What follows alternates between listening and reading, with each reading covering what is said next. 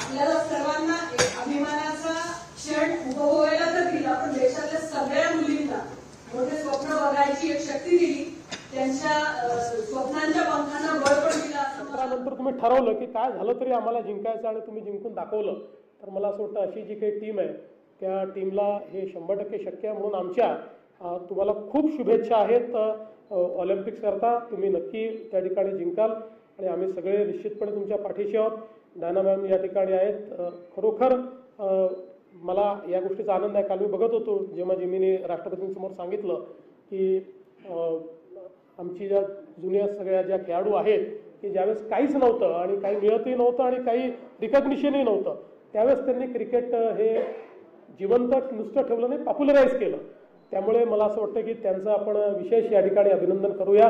त्या असतील, मिताली राज असतील, एक आपली सगळी जी काही आपल्या आयकॉनिक जुन्या कॅप्टन्स आहेत या सगळ्यांचं देखील या निमित्ताने आपण अगदी मनापासून अभिनंदन करूया।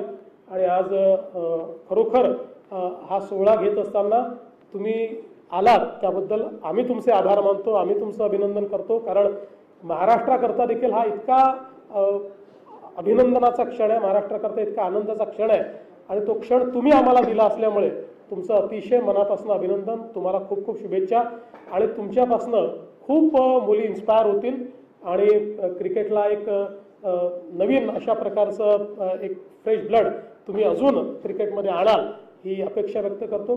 तुमची अजून खूप कारकीर्द बाकी आहे, त्याच्यामुळे त्या पुढच्या कारकिर्दीकरताही तुम्हाला मनपूर्वक या ठिकाणी शुभेच्छा देतो आणि अर्थातच स्मृतीला तिच्या पुढच्या भविष्याकरता देखील विशेष शुभेच्छा देतो।